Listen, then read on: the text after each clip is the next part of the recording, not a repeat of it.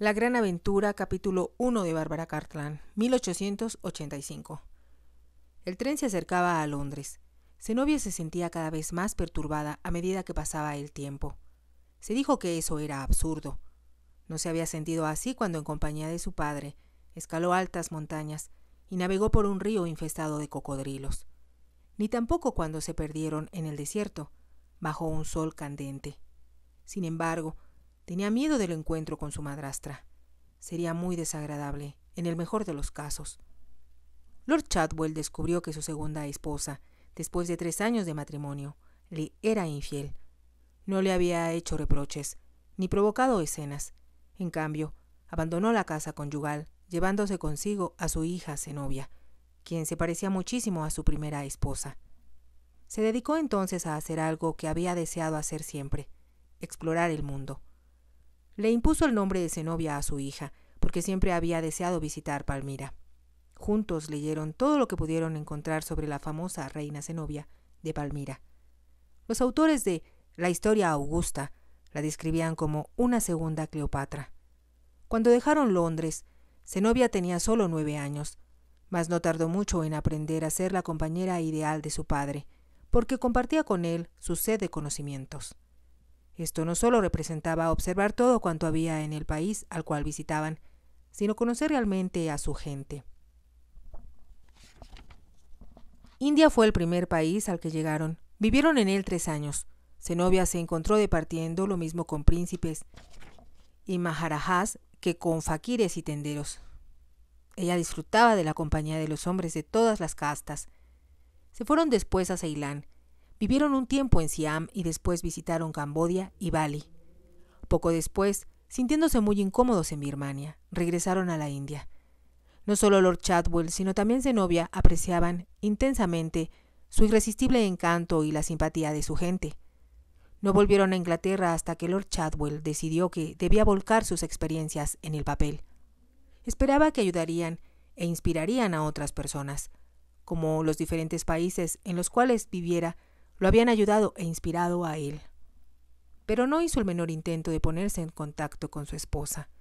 No había tenido comunicación con ella desde que saliera de su casa. En cambio, compró una finca en Devonshire, cerca del mar. Se instaló ahí con su hija y con la ayuda de ésta empezó a escribir lo que él decía que iba a ser el libro de su vida. «Quiero, hijita mía», dijo, «describir cómo he logrado desarrollar mi instinto, mi percepción y, sobre todo, mis distintas sensibilidades. Considero que eso es lo que todos los humanos deberían hacer, a menos que prefieran desperdiciar el indescriptible placer de estar vivos». Zenobia pensaba, como su padre, que la única forma en que la humanidad podía tratar de alcanzar el infinito era desarrollar y entrenar sus poderes de percepción. Sabía con exactitud lo que su padre estaba diciendo, puesto que él había encontrado el camino del desarrollo, deseaba compartirlo con otros. Debido a su constante peregrinar, Zenobia había recibido una educación poco convencional. Su padre era un hombre muy inteligente y la joven había aprendido mucho de él. Por lo tanto, consideraba que la educación extra, cuando la recibía, era del todo innecesaria. No obstante, su padre estaba ansioso de que ella tuviera los mejores maestros que era posible conseguir. Al volver a sus recuerdos, Zenobia decidió que eran, en verdad, un grupo por demás extraño y heterogéneo. Los sacerdotes de diferentes religiones le enseñaron sus propias escrituras. De todos ellos, los abades de los monasterios budistas le parecieron mucho más interesantes. Hombres y mujeres de todas las nacionalidades imaginables le enseñaron idiomas. Ahora conocía y hablaba con fluidez todos aquellos que su padre consideraba importantes.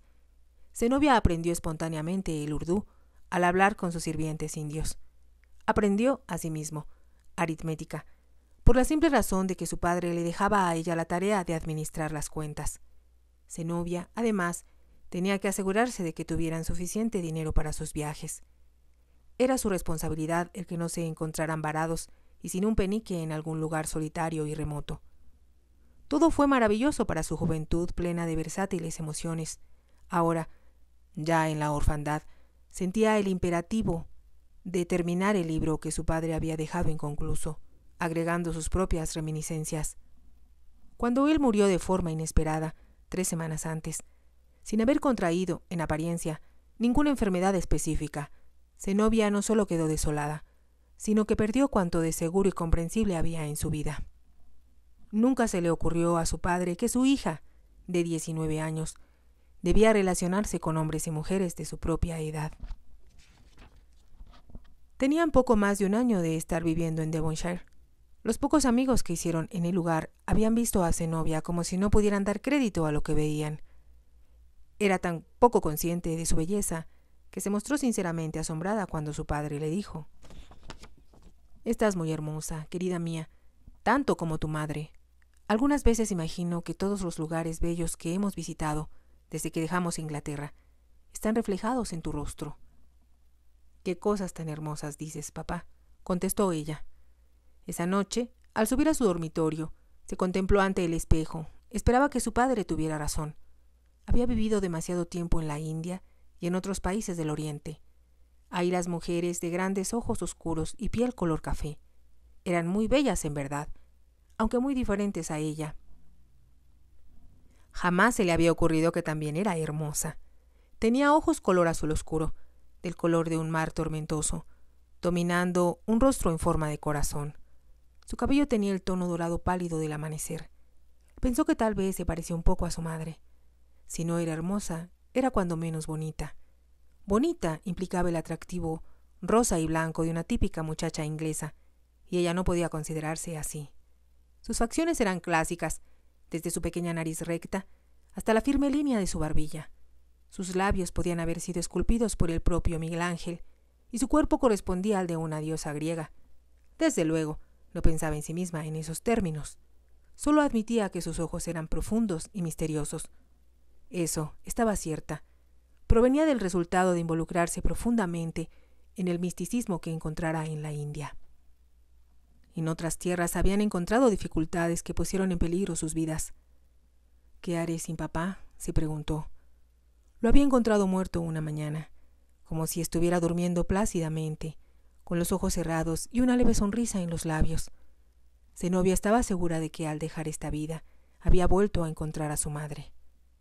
Él la había amado con absoluta devoción desde el primer momento. Había sido una equivocación de parte suya, por lo tanto, el haberse vuelto a casar. Ahora Zenobia comprendía que se casó porque no soportaba la soledad. No quería vivir en una casa donde todas las habitaciones estaban vacías, y no soportaba dormir solo por las noches. Todo ello lo había hecho muy vulnerable. Se sintió derrotado ante la muerte de la mujer a la que amaba con todo su corazón. Así, en un barco que lo traía de regreso de Egipto, había conocido a Irene. Parecía, en todos los sentidos imaginables, al reverso de la moneda de lo que su madre fuera, pensó Zenobia. Atractiva y fascinante, miraba a los hombres por debajo de sus pestañas cubiertas con espeso rímel, de forma sensual. Viuda de un soldado muerto en batalla, Irene estaba dispuesta a consolarse con cuanto hombre conocía.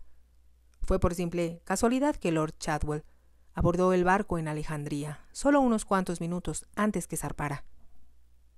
Irene estaba de pie en la cubierta cuando él subió, convertido en el último pasajero que ascendía por la rampa. A ella le pareció un hombre en extremo distinguido. Era lo que estaba buscando, un hombre solo, sin ningún estorbo. El comisario le proporcionó su nombre. También le comentó que Lord Chadwell era rico y tenía poco tiempo de haber enviudado. Irene no perdió tiempo. Se aferró a Lord Chadwell y fue muy difícil para él librarse de ella. Había pasado los últimos meses solo en el desierto, sin nadie con quien hablar, sino con los camelleros. Por lo tanto, la compañía de esa mujer resultó un cambio muy favorable. Cuando llegaron a Inglaterra, Irene había logrado no solo convertirlo en su amante, sino inducirlo a que le pidiera que se casara con él. Lo atrajo con mucha astucia, con una habilidad que la mayoría de los hombres hubiera encontrado irresistible. Lord Chadwell casi no advirtió lo que estaba sucediendo. De pronto se encontró casado. Compró, a instancias de Irene, una casa grande en un barrio elegante de Londres. Había dejado instrucciones, antes de marcharse para Egipto, de que la casa de campo que compartía con su esposa fuera vendida. No soportaba la idea de recordar, en cada una de sus habitaciones, la felicidad que compartiera en ellas con Elizabeth. Envió a Zenobia a vivir con su abuela. Tan pronto como volvió, sintió deseos de verla de nuevo. Tenía miedo, sin embargo, aunque jamás lo hubiera admitido, de que el solo ver a la niña le sería muy doloroso. En realidad, se había sentido feliz en su compañía. La llevó a la casona que había comprado en la calle del parque. Comprendió que, si hubiera esperado un poco, se habría sentido feliz de solo tener a Zenobia a su lado.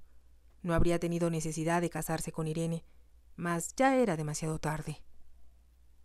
Irene llenó inmediatamente la casa y la vida de él, con personalidades de la alta sociedad que ella siempre había deseado conocer. Todo le resultaba fácil en su condición de Lady Chadwell. Su esposo pertenecía a una antigua familia, cuyos miembros sirvieron a su país a través de muchas generaciones. Al principio, debido a que todo era nuevo para él, Lord Chadwell encontró interesante conocer a gente de alta alcurnia. Le gustaba escuchar sus opiniones y aumentar con ellas sus vastos conocimientos de la raza humana. Pero cuando una cena siguió a otra y a otra más, cuando tuvo que acompañar a su esposa de un baile a otro, empezó a cansarse. Encontró que la conversación de los aristócratas a los que recibía en su casa era insustancial. Había sido dichoso con Elizabeth porque ambos se amaban de manera profunda. Vivían en el campo con sus caballos y sus perros y exploraban el mundo a través de los libros. Elizabeth nunca fue una mujer fuerte. Visitaron algunas partes de Europa y pasaron vacaciones en Mallorca y en Argel. Su amor era completo y satisfactorio, porque estaban juntos. Sus cerebros se complementaban íntimamente. Lord Chadwell no tardó en descubrir que los pensamientos de Irene eran fáciles de predecir y tan estereotipados como su forma de hacer el amor. Gradualmente empezó a separarse de la interminable ronda de fiestas. Quizá era inevitable en tales circunstancias que Irene se hiciera de un amante. Como vio que su esposo no se daba cuenta de ello, tomó otro amante sin reserva alguna. Al principio, Lord Chadwell no se dio cuenta de lo que estaba pasando. Cuando lo descubrió, no se sintió horrorizado ni enfurecido, solo aceptó que su matrimonio había llegado a su fin. No tenía intenciones de hacer el papel de esposo despechado, ni retaría al rival a un duelo, que sería un acto ilegal. A pesar de que la reina Victoria los había prohibido, algunos duelos tenían lugar aún en el Parque Green, cerca del amanecer. Si uno de los duelistas resultaba mal herido o muerto, el otro tenía que escapar del país. Lord Chadwell pensó con serenidad la situación. Decidió que sin duelo y sin alaraca alguna, se iría de Inglaterra en unión de su hija. Dijo a la niñera que cuidaba de ella que iba a llevar a Zenobia al campo para hospedarse con unos parientes. Debía empacar cuando la niña pudiera necesitar. ¿Estará ausente mucho tiempo, milord?, preguntó la niñera. Lord Chadwell se encogió de hombros. Tal vez unas cuantas semanas. Empáquele suficiente ropa para cualquier eventualidad, con un buen abrigo y zapatos cómodos. Muy bien, milord. Cuando Irene supo que se marchaban, no mostró preocupación. En realidad, consideró esa situación como una excelente oportunidad para disfrutar tranquilamente de su romance. No necesitaba temer que su marido pudiera descubrirlos. «Yo sé que a ti te encanta el campo, querido», dijo con su voz más dulce, «pero, desde luego, te echaré mucho de menos». «Lo dudo», comentó Lord Chadwell con sequedad. Ella, no obstante, no lo estaba escuchando. Lord Chadwell y Zenobia salieron por la mañana temprano, antes que Irene se levantara. Por lo tanto, no hubo adioses cariñosos ni la necesidad de que él dijera más mentiras de las que ya había dicho. Fueron directamente a la estación Victoria. Solo cuando el tren se puso en marcha, Zenobia dijo: «Es muy emocionante salir de viaje contigo, papá. ¿A dónde vamos?» «Esta noche estaremos a bordo del barco que nos llevará a la India», repuso él. Por un momento ella lo miró con asombro. Parecía muy pequeñita en un atractivo abrigo que hacía juego con el color de sus ojos. Llevaba un sombrerito redondo de paja en la parte posterior de la cabeza, que parecía una aureola. Entonces lanzó un grito de alborozo y se arrojó contra su padre. «¿Me llevarás a la India?», preguntó. «No puedo creerlo. Oh, papá, será maravilloso ir contigo». La verdad era que sabía mucho más sobre la vida de su padre y la conducta de Irene de lo que cualquiera hubiera pensado. Los sirvientes hablan siempre frente a los niños como si estos fueran sordos. Zenobia había escuchado a la niñera y al ama de llaves hablar escandalizadas de la conducta de Irene, cuando pensaban que ésta estaba dormida. Es una verdadera vergüenza su conducta. ¿Qué puede encontrar en otros cuando el amo es un caballero tan agradable? Sabía también que los viejos sirvientes, fieles al recuerdo de su madre, consideraban que Irene no era digna de su padre, y siempre se referían a Zenobia como esa pobre niña sin madre.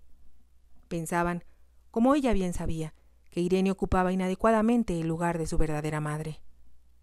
Desde ese momento de su viaje, la muchacha se sintió completamente feliz. Su amor hacia su padre se hizo más profundo con el curso del tiempo y la grata convivencia. Solo después del funeral de Lord Chadwell, Zenobia empezó a pensar en su futuro. ¿Qué voy a hacer?, se preguntó. El abogado local del pueblo más cercano había ayudado a su padre a comprar la casa. Él era la única persona a quien podía recurrir en demanda de consejo. Él la ayudó a examinar los papeles de su padre. Encontraron un testamento fechado poco después de que ella y su padre habían salido de Inglaterra. Había sido registrado por un notario indio en Calcuta. Era muy breve y decía simplemente: en caso de que yo muera, declaro mi heredera universal y única a mi hija, Zenobia Chait. En la carta que acompañaba al testamento, el notario indio daba la información de que había enviado una copia del documento a los abogados de su padre en Londres, Burke, Powell y Burke. Ellos la ayudarán a usted, señorita Zenobia, le informó el abogado, y lo mejor que puede hacer es ponerse en contacto con ellos. Como tengo muchas cosas que hacer aquí antes de marcharme, contestó Zenobia, ¿no tendría usted la bondad de hacer eso por mí? El señor Bushell pareció un poco turbado.